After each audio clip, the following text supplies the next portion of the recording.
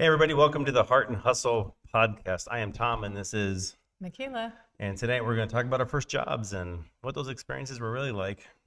Yeah, a little bit. My first job. I think I was fired from my first two jobs. He was fired from a lot of jobs. I was fired from a lot of jobs, and also we're giving away probably a set of AirPods or two. Yay. Here we go. So the big question is this. How are leaders like you that recognize people and technology are the backbone of the company they're building continue to make progress when they have no clear idea on how to develop individuals and utilize technology in a way that helps them remain profitable? That is the question, and this podcast will give you the answers. This is Tom and Michaela, and welcome to the Heart and Hustle podcast. So, I was thinking the other day, we've never really talked about your origin story, kind of where you started from, what you did, and how you got to be here. My origin story? Your origin story. I want to know where you started. Where was your first job? What did you first do? My very first official job, besides like babysitting and, all Absolutely. those fun The first things. paid job where you actually had to Yes. sign a W-2 or whatever it was. Burger King. Burger King. Yeah, I was a cashier at Burger King. How long were you there for? Oh, probably a year and a half. And then I went to JCPenney and I helped open the new store in JCPenney when it was new at Gateway Mall. Yeah, the Gateway Mall in Lincoln.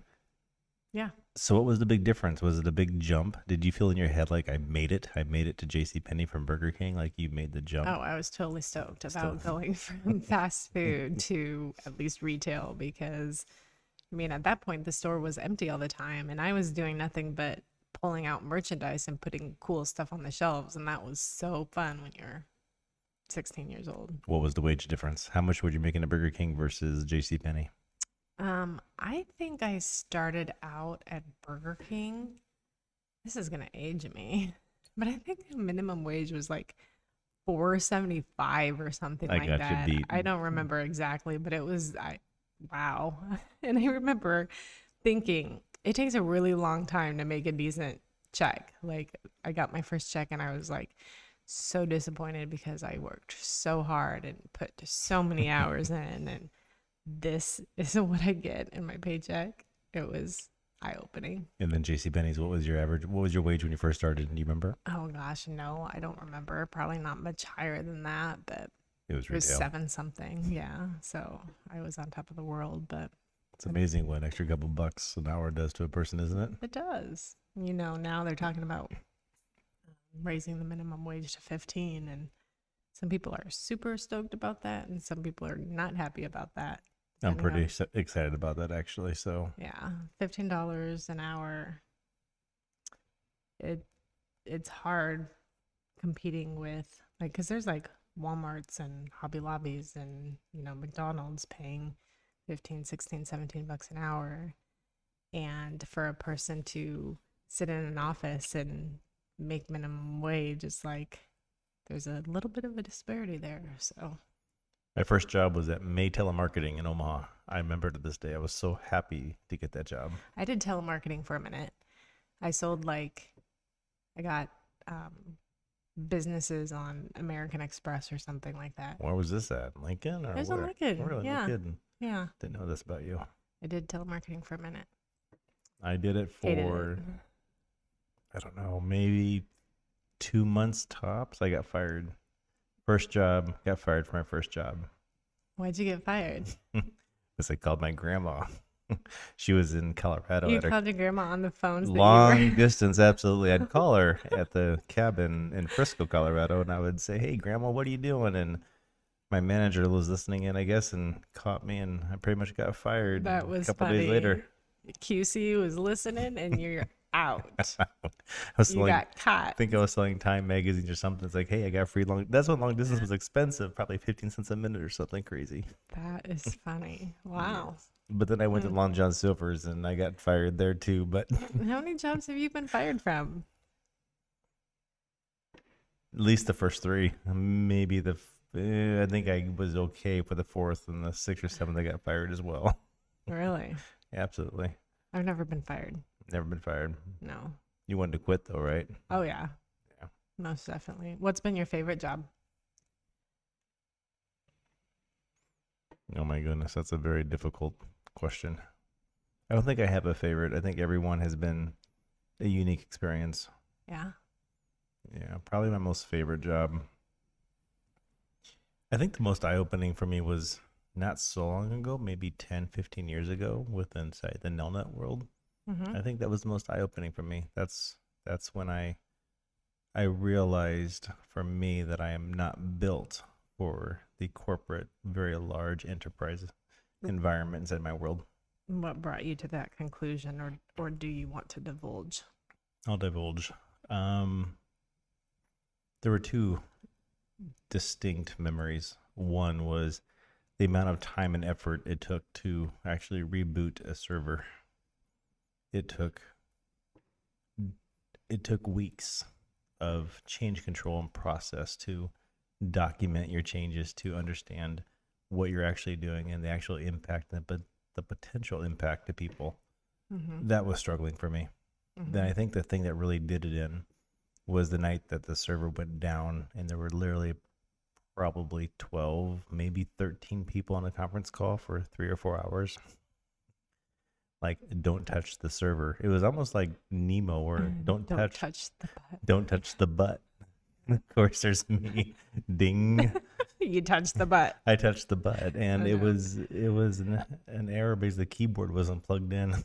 Oh my gosh. Did you Yeah. get in trouble when you touched the butt? I got in a lot of trouble when I rebooted that server. I pressed the power button, and I was like, you guys can hang on. I actually said this on the call. I said, you guys can hang on the call all night long, but I'm going to go fix this stupid thing.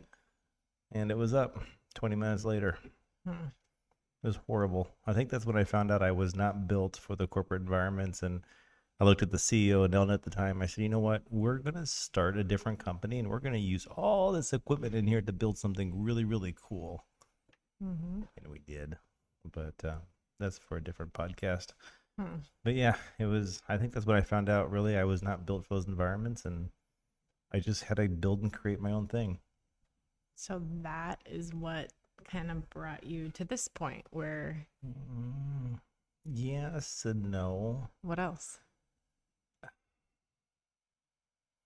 I think when you determine in life that you can make a real big impact on others about what you do and how you do it, that's what brings me to work every day, knowing that every day I make an impact of some way, shape, or form Mm-hmm. to whatever client or customer or company that we're working with. And for me, that's where my heart is. That's where the value's at. So When was it though that, I mean, because we talk to a lot of people, I mean, through our company, through our clients, through just people that we know who were constantly hearing this. I love my job. I hate my job. you mean the employees that we work Yes, with? Got yes. it.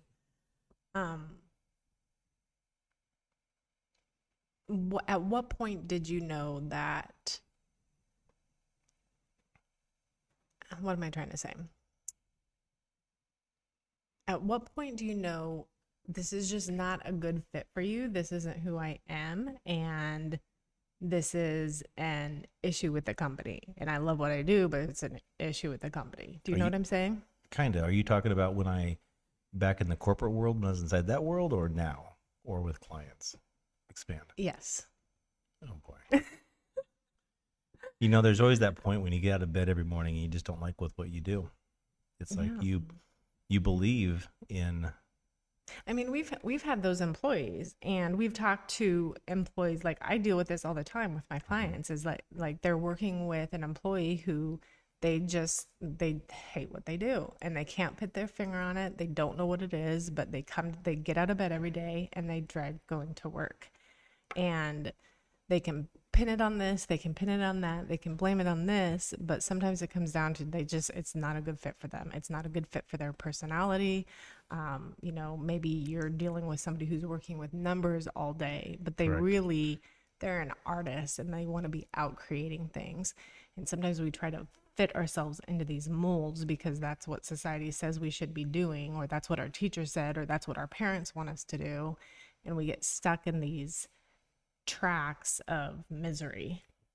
I agree. I think first of all, though, kids should really screw what their parents think or what their teachers want them to do. I think they need to focus on what they want to do in life and expand from there. I mean, they can't get off on, making somebody else happy. Yeah. You're Happens never, a lot though. it happens a lot. I mean, the parents want them to be a doctor, a lawyer, or they want them to be a certain, executive inside of a company. Most parents don't say, hey, yeah, son, grow up to be an artist and try to make your way. I don't think we have, I mean, this could be a whole nother podcast too, but I don't think we really have great mechanisms in society for kids to be able to explore. I mean, I think we put so much pressure on kids at such an early age to figure it out what it is that they're going to do for the rest of their lives. I remember when my kids were going through high school, that was one of the biggest frustrations I had with the whole high school process is they expected to know what they were going to be doing when they were a freshman in high school. 17 years old. Get them on that track and push them down that road. And I mean, my kids struggled with that big time. They're like, I don't know what I want to do right. for the rest of my life. But they just got this pressure from teachers and counselors and everybody around them in high school saying, where are you headed? What are you going to do? What are you going to major in college? What college are you going to go to? And that's something my kids struggled with a whole lot. And I think we put so much pressure on kids at such an early age to figure it out that We do. there's not a lot of opportunity to explore. And I think there is more now today than ever, but I think we still are pigeonholing people in these holes that is just really difficult for them to be able to figure out who Who's they we? are and what they want to do. Who's we? You think society, or do you Yes. think bad parenting? Or parents are trying to do that for their own self-satisfaction? Sometimes. Yeah, me too. I think it's a combination of a lot of different things. You gotta be a you doctor. can't put it on one thing, but I think it's a combination of a lot of different things. I agree with that. I wanted to be an architect in school. I had to be an architect. And I took the bubble exams back in 10th grade, and I cheated on those exams highly. I figured out what buttons or what, circles with my number 2 pencil I had to fill out to come out to be an architect, even though I probably didn't know the answer. I figured out the key to tell me what I wanted to be told to become an architect. Is that crazy? How did you manage that? Different topic. Different topic. Anyway. We're not going to go into that Anyway. world. Okay. Yeah, absolutely. So I graduated from high school. I wanted to be an architect. I went to college first couple of years to be an architect. Mm-hmm. Made it to third year in Lincoln. University of Lincoln was a big time back then when you made it to your third year program and you get accepted to it. And I was accepted. And then I heard, I think his name was Cecil at the time at the University of Nebraska Lincoln, and I forget, but I remember sitting in that room, and I don't know if it was him talking or somebody else, and he talked about all the time and effort that you have to spend to, be in this barn, to be this architect and to do the projects, and I bowed out. I quit. Because of the time it would take and the commitment. Pretty much, he said, if you have a, boyfriend, girlfriend, if you work at a job, if you do anything but devote 100% of your time and attention into this career, you will fail. Period. End of story. Mm-hmm. And I had to work. I had to work almost darn near full time during college to, support Mm-hmm. myself Mm-hmm. at the time. I was very fortunate in having some of my college paid for by my parents, Mm-hmm. but the large majority of it, was self-funded. And I refused to take out loans. I refused to take out anything. I just wanted to work and do it. And plus I enjoyed it. So Well, I was going to say that surprises me about you because I know you well enough to know that if you're committed to something, like you are all in, like you are 100%. 100%. You don't care how much time, how much commitment, how many hours it's going to take.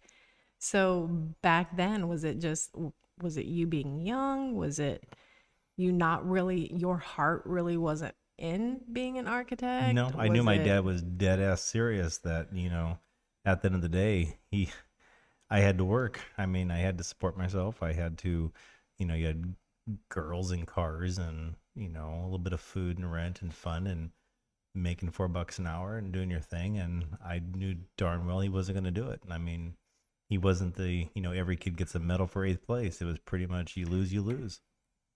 So So- what was your backup plan? Backup plan? My backup plan? Yeah. I looked at the paper and said, okay, I have 2 years of college, and I have all these credits I've taken, and international business with management. Got it. That's the fastest way out of this place. So that was my backup plan. Roll of the dice, huh? Roll the dice. Because at the end of the day, I think I heard something. I think it was a quote at that time. I forget by who, but it was something about kids are going to school today and being trained for careers that don't even exist at that time. At that time. At that time. This is back in 1993, 4 ish. So at that time, it was eyes wide open. It was like, I'm going to school now to learn about things that are going to be obsolete in the next 2 or 3 years. Wow. Statistics ain't going to matter. Yeah. Ain't going to matter on what the statistics are, if it's going to rain. I think the question was if it's going to rain or not. If you're in a dark basement, it's going to rain. And what are the odds that you'll be sunny the next? It's some dumb question. I still have the book somewhere in Lincoln at the house somewhere. But anyways, crazy. Interesting. Yeah, I was out. So you went from an architectural major Yes. to international business and management. Yes. And fast forward years, and you're the owner of a IT and HR consulting company. That's correct. Interesting. Yeah. So I took a job in this IT world back in 1997. I applied for a job to fix monitors of all like old CRT monitors. And the CEO of the company at the time looked at me and said, "Hey, you can talk to a banker, right?" Because I kind of did a little stint in some banks too. And I said, "Absolutely, yes." And he goes, "Well, do you want to be a network engineer?" I said, "What is that?" And I kid you not, this is the worst thing ever to say, probably on video, on camera, on anything. But when I saw my first network, quote unquote, it was like cocaine to me. It was drugs. It was literally hard ass heroin drugs at first high. And it's been like that ever since. It's been nuts. Hate to say it, kids, but it's been absolutely crazy. To the point where you cannot sleep, you cannot function without work and learning something new. And it's been like that ever since. But what scares the hell out of me is someday that's going to die. You think? I know. Yeah, maybe. I might be 90. But someday it will die. But it served you well since. Oh, yeah. Ish. Absolutely. Yeah. You love what you do. You love what you do. Not everybody is blessed to love what they do or find what it is that they love to do. But what's the trifecta in the whole thing is, you can love what you do and you can love the purpose of what you do. But the key is you have to love on what you do, the purpose, and who you do it with. And that's a whole nother light in my world. Yeah. So that's probably for a whole different podcast as well. There's like 50 different podcasts. So when did you figure out about HR, this whole HR thing? I mean, I know you kind of fell into it, but I kind of or did you fall into it? I kind of did, but I kind of did it. It was kind of always there, but I ended up going to school for social services administration. Is that still a thing? I don't know if it is or not, but I kind of went back and forth when I was in school. Like I started out I wanted to be a therapist. Like I went into psychology. I would love to be a therapist. I went into psychology and I loved it. And I loved working with people. I love how people think. I love figuring out how they operate. I love that. I just love it. And so that's kind of what I went into school for. That's what I started out. But the more I got into it, the more I realized, shoot, I'm just as crazy as everybody else out there. I'm not going to be able to help anybody. And between that and just hours, I went to school with 4 kids and no, you went to school with not 4 kids. You went to school with having raising 4 kids and working full time. So you're working full time, raising 4 kids, and the ages were what? What's the start at the beginning? Well, it took me a while to get through school because I was going to school while raising kids.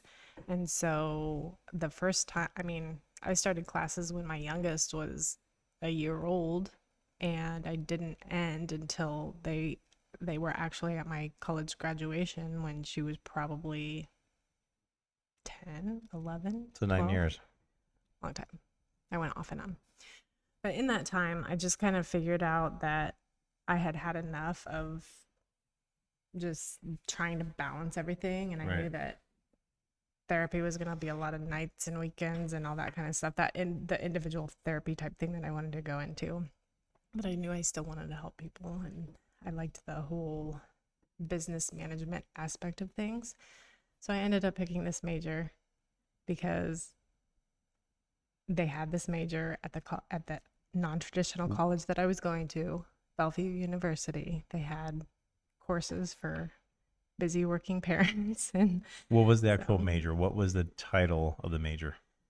social services, social and human services administration. Very well. So, during school, I had also done all these, practicums and clinicals, Right. with just dealing with the social work aspect of things, and that was heavy and that was intense. Like, shout out to all our clients who work with people day in and day out. I mean, that's exhausting. It's exhausting to work with. You know what's even more people with so exhausting? many what? Not to interrupt, but what's exhausting is not to be able to take that stuff home with you. Yeah.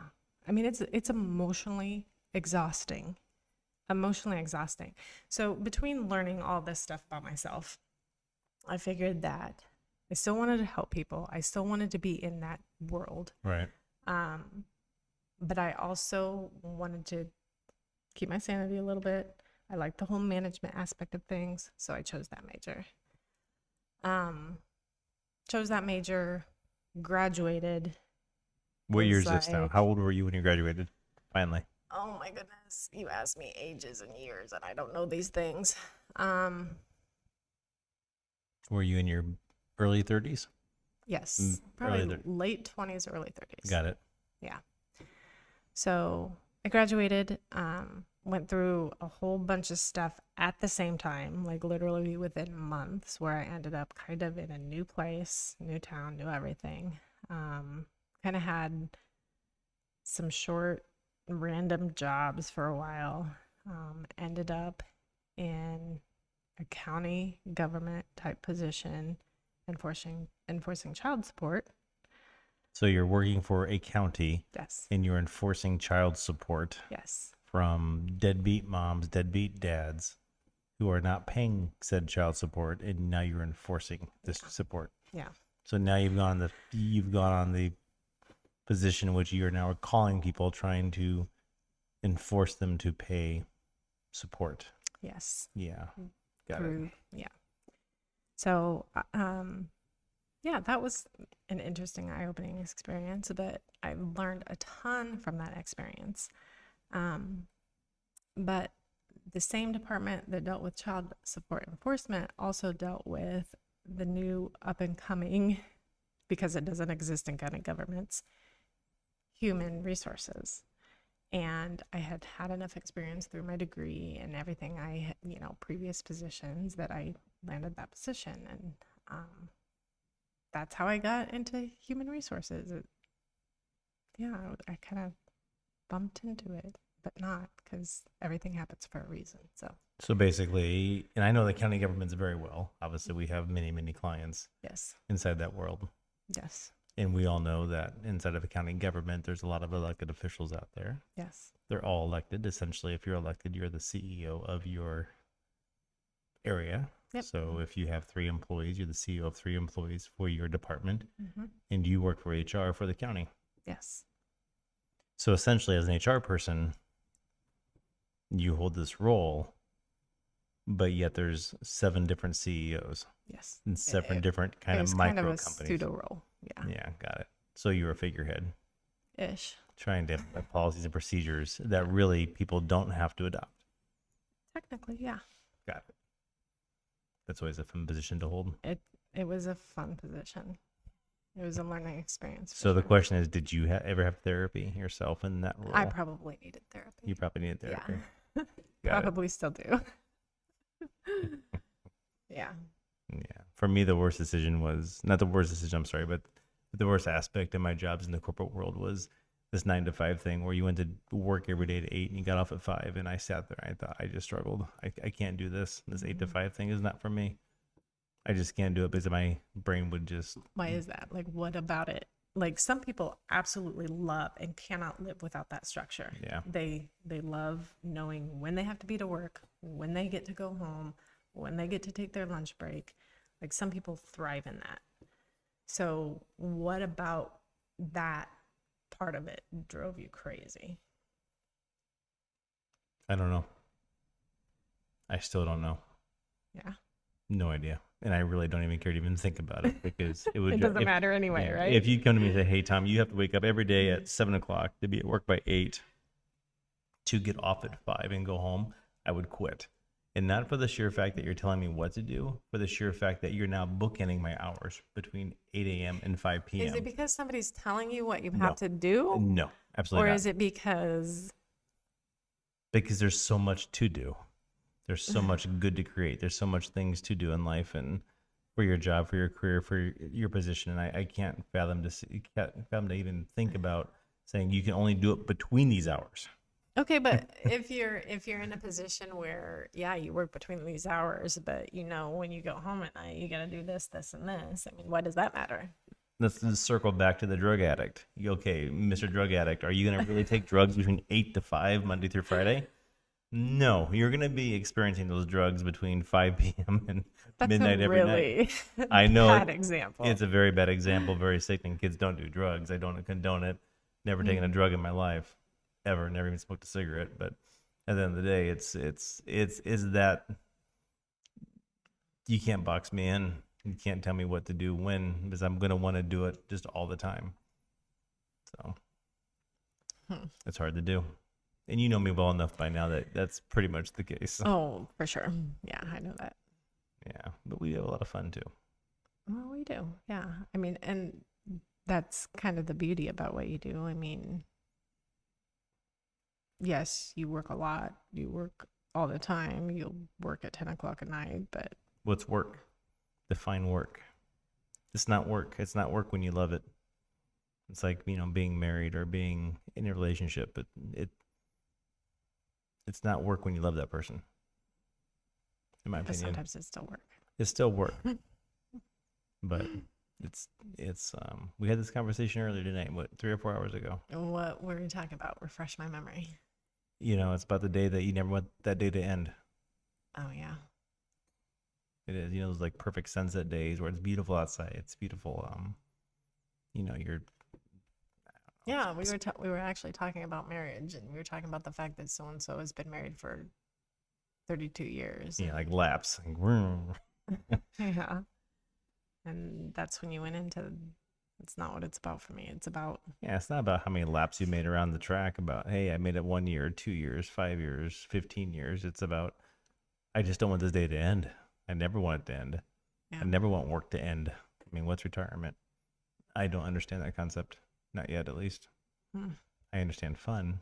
I Mhm. understand spending time with someone. I definitely understand you have to make a living. You have to make a living doing what you love. Mhm. So figure out what you want to do and figure out what you love. That brings me kind of to a different topic because Oh boy, here we go jumping around. I Sorry, know, Haley, we're jumping. we are jumping. Spring It's a conversation. It's definitely not well thought out, planned, and organized. That's not us at all. But yes, work-life balance. There's no such thing as work-life balance. We can just stop this conversation right now. Again, there is no such thing as work-life balance. Our employees would say there's a thing as There is no work-life such thing as balance. work-life balance. Our employees would say there is a thing called work-life balance. It doesn't exist. Talk to me about that. I think we all have life. I think what's good for some is not good for others. I don't think there is a balance. I don't think it's a 50-50. I don't think it's an 80-20. I don't think it's a 60-40. I think it's just called life. And I think that balance becomes a personal choice amongst others. Mm-hmm. For me, I feel very balanced in what I do. Mm-hmm. I know for others that 8 to 5 is a perfect balance for them. Mm-hmm. And I think 0 people should criticize somebody else for work-life balance. I think they do what's important for them. Mm-hmm. For me, my balance is way different than most. And that's maybe bad for a lot of folks, and that's maybe right for me, but I'm not here to judge. Never will be. And for those that can actually, have the ability to book in their days from 8 to 5 or 7 to 4 or whatever it is, mazel tov if they win. So for me, my ability to balance is to make me happy. And if I'm not happy, then everything's broke in my world. That may sound crazy, but No, I think most people can say that. yeah. But I think your partner in life, they have to be in that same understanding as well. Yeah, that's really important I don't- because when they're not, there's where the conflict arises. Very bad conflicts will definitely arise. Yeah. So Yeah, I mean, that's a big topic in my world. I mean, work-life balance. I deal with that with a lot of my clients and trying to maintain, their management is trying to maintain that work-life balance for themselves and for their employees. And sometimes that's really hard to balance. And I remember a very dear friend of mine a long, long time ago also said the same thing. Like, what work-life balance? That doesn't exist. There's not work, there's not life, there's correct. life. There's life. And work is part of life. And you can love what you do or you can hate what you do, but the goal is to find what you love to do. Unfortunately, I just don't think a lot of people find that. I think a lot of people are going to their jobs every day miserable, not liking what they do, not wanting to be there. And they're making themselves miserable and everyone else around them miserable as well. I think if they're under 30 years old, they put their head down and they don't look up. They experience everything they can in life up until about 30 years old. What do you mean? I mean that if you're 23 years old and you're trying to figure out what you want to be in life, forget about it. Do everything at that point. You have at that point 3 or 4 different lifetimes to exist by the time you're 23 years old.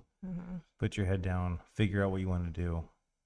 Work 17 different jobs, 17 different careers, figure out what it is. Things. And by the time you're 30, kind of look up a little bit to see what the best experience was. And you know what? The best experience may have been that retail job at JCPenney's, and you may have loved it. So, in fact, who was I talking about the other day? Oh, a friend of mine, Chad. That's what I'll leave. But his wife, they've been married for 23 years, and she's still working a retail job in an outlet mall in Omaha area, and she loves it. So it's not a career, but she loves that experience. She's never given that up. Excuse me. So, she's happy doing that. So maybe that's what keeps her happy. So, and I'm sure she's putting in, 60 hours a week right now. But that last 20 hours is probably what's really keeping her happy, is that retail experience. Yeah. That's what she loves to do. That's her drug. Well, one of these times on our shows, I think we should talk about what to do when you're at a job and you're not happy. Like, how do you if you're not going to leave or you're not going to get fired, what can you do to make that a better experience? But that's probably for a whole another episode. It's a really tough conversation as well. We'll save it for another episode. That's a tough conversation. I mean, I think most people end up quitting if they're not happy. Sometimes, but sometimes, I don't know. I think they're afraid to quit. Some people stick around because there's the paychecks there's other factors that go along with that decision. But like I said, another episode. Another episode. What does that really mean?